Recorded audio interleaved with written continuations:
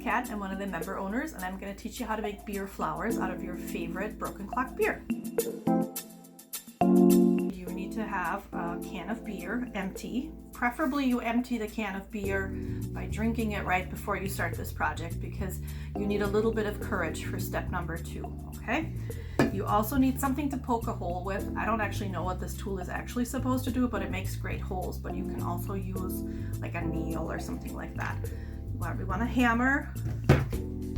You want kitchen shears. I've tried tin snips, but they actually are not as good as kitchen shears.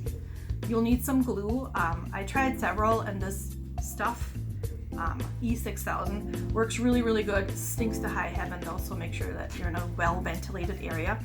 You need some sort of wire, and then embellishments. What I have here are some bottle caps that I flattened out just with a hammer. And then I have some like flat buttons and some like glass beads that you can use as embellishment, but really that's the part where you can get to be really creative. You have to stab your can. It's gonna create a hole. Don't worry if it's dented. You can always undent it. But you will end up with something like this. Lots of sharp metal edges. Smart people wear gloves. I do not. And you want to take off these sharp edges by just cutting around it with your scissors. And then you end up with something like this, fairly smooth. Don't worry if it's like a little bit wavy or denty. And then you make your first petal cuts. Basically just cut a slice of flower and go all the way to the bottom if you can. You can make this any width you want. I found that I like my flowers with really narrow petals, so I do something like, I don't know, what is that, 1/2 inch? And then you end up with something that looks like this. These strips will kind of stick up more, so what you need to do when these strips stick up is just kind of bend them all the way down. So this is going to be the back of your flower, and this is going to be the front of your flower. In this case, an oxymoron flower. And then the next step is to start bending your petals. You want to bend the petals at a little bit of an angle, so one petal will almost overlap with the previous one.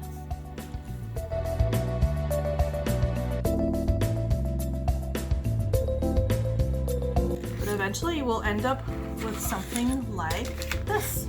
Strips of bent petals all the way around.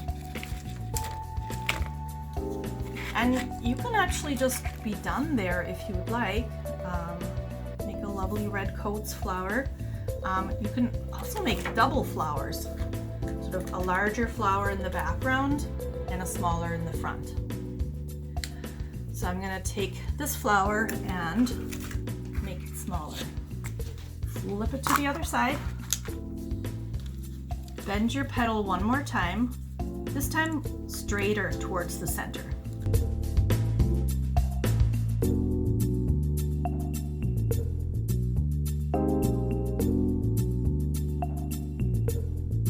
At this point, the flower is ready to be mounted onto a stick and embellished. I would take whatever tool you've chosen to poke a hole in it.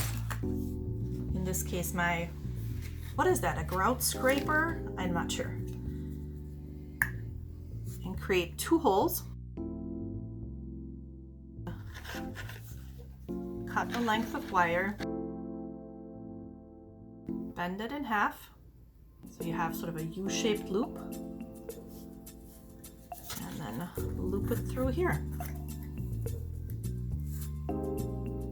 And then your flower is ready to be mounted on a stick. I've been using these bamboo rods. You can get them for like 50 cents at the garden store. I would recommend that the stick go across from one rim to the other. It's going to be more stable that way. And then you tie snug. And at this point, it's helpful to have a pair of pliers to kind of give that extra twist so it's attached tightly. Also, you can bend the ends of the wire around to the back where hopefully nobody will poke themselves with them. Okay, last step is embellishments, and this part you can go crazy on. What I have at home are, again, these bottle caps that I flattened with a hammer, which I'm gonna glue in the center. And then I have some buttons. Unfortunately, I don't have any crazy fun colored ones, but I do also have some of these like glass beads. And I'm gonna glue those right in the center. And here's your completed double flower. You would just take one of these smaller flowers and put the loop of wire through both the big flower and the small flower and create a double flower. And that's all there's to it. Go make some flowers.